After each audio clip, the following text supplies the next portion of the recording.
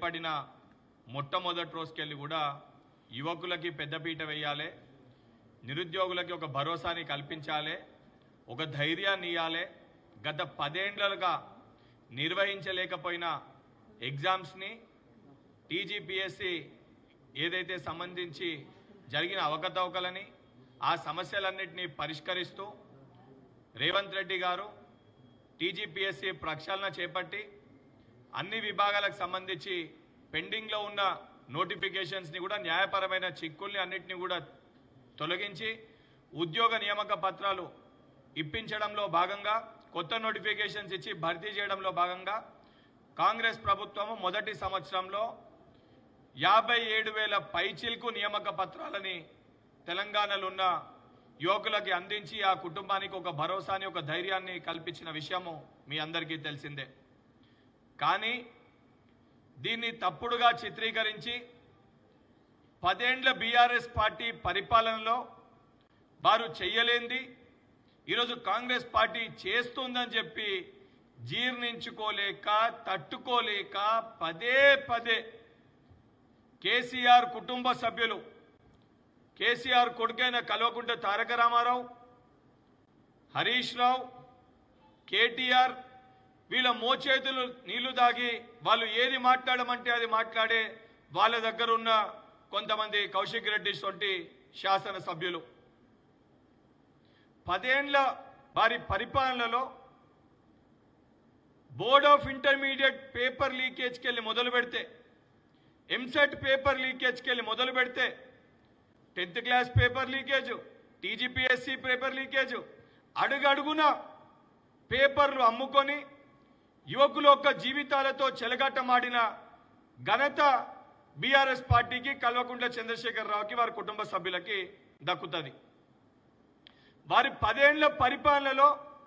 Group 1 పరీక్ష నిర్వహించాలనే ఒక చిత్తశుద్ధి కూడా వాళ్ళకి లేకుండే. తెలంగాణ రాష్ట్రం కోసము యువకులు విద్యార్థులు పెద్ద ఎత్తున పోరాటం చేసింది. మన రాష్ట్రం మనకొస్తే ఉద్యోగాలు వస్తాయి, మన రాష్ట్రంలో ఉన్న ఉద్యోగ అవకాశాలు మాకు వస్తాయి అనే ఒక కోటి ఆశలతోటి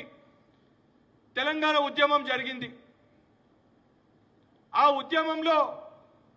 విద్యార్థులని ఆసరాగా చేసుకొని మేము అధికారంలోకి వస్తే సంవత్సరానికి 2 లక్షల ఉద్యోగాలు ఇస్తాము, 10 సంవత్సరాలలో 20 లక్షల ఉద్యోగాలు నింపుతామని ఒక భరోసాని దొంగ మాటలు చెప్పి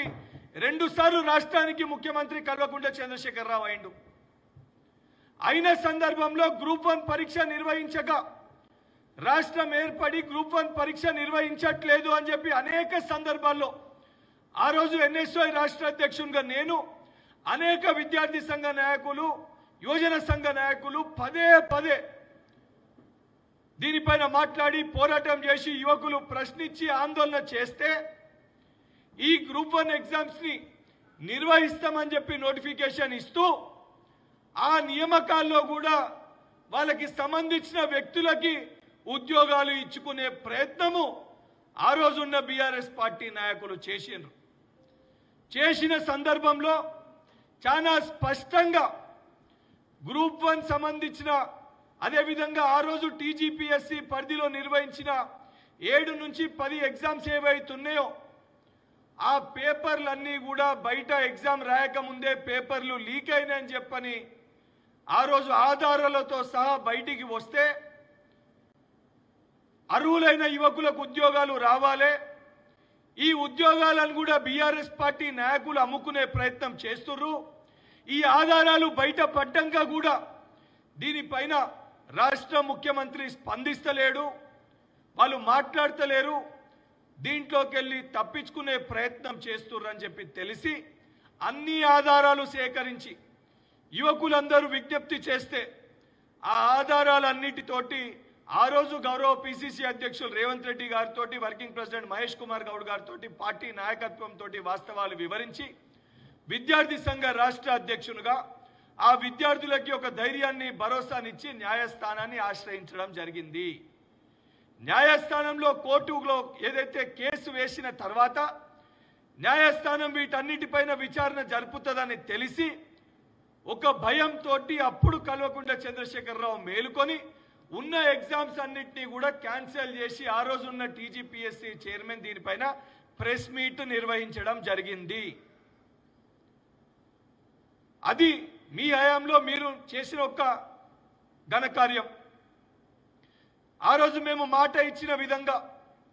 ఆ రోజు యువకులతోటి చిక్కడపల్లి సెంట్రల్ లైబ్రరీ కానీ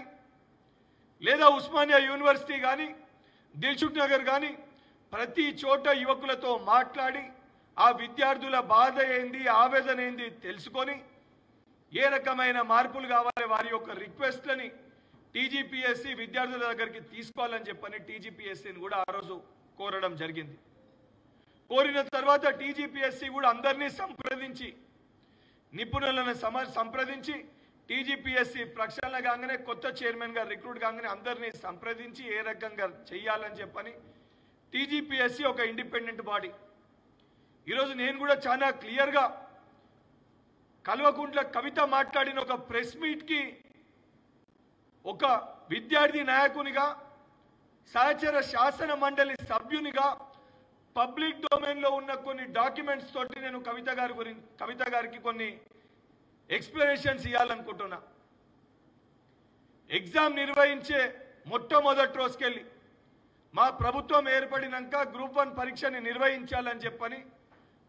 మొట్టమొదట టీజీపీఎస్సీ డెసిషన్ తీసుకొని నోటిఫికేషన్ విడుదల చేస్తే నోటిఫికేషన్ ఎందుకు విడుదల చేసిరని చెప్పి కోర్టులో పోయి కేసు వేసారు. దాని తర్వాత కొత్త అభ్యర్థులకు ఎగ్జామ్ రాసుకునే అవకాశం కల్పిస్తే కొత్త అభ్యర్థులకు ఎట్లా ఎగ్జామ్ రాసుకునే అవకాశం కల్పిస్తారని చెప్పి కోర్టులకు వెళ్ళి కేసు వేసారు. దాని తర్వాత ఏపీపీఎస్సీ ఇతర స్టేట్స్ ఫాలో అయ్యే ప్యాటర్న్ ప్రకారంగా జియో నెంబర్ 29 ప్రకారంగా ప్రొసీజర్ ప్రకారంగా సిస్టమ్ ప్రకారంగా అన్ని రూల్స్ తీసుకొని వచ్చి టీజీపీఎస్సీ ముందుకు వెళ్లే ప్రయత్నం చేస్తే ఆ జియో పైన కేసు వేసారు. ఎగ్జామ్ నిర్వహించడానికి ప్రయత్నం చేసిన మొట్టమొదటి రోజుకెళ్ళి కూడా అడుగడుగున ఏ రకంగా ఈ నోటిఫికేషన్ ఆపాలే, ఏ రకంగా ఈ ఉద్యోగ నియామకాలను ఆపాలే అనే ఒకటే ఒక లక్ష్యం తప్ప. Subscribe us and press the bell icon for more interesting updates.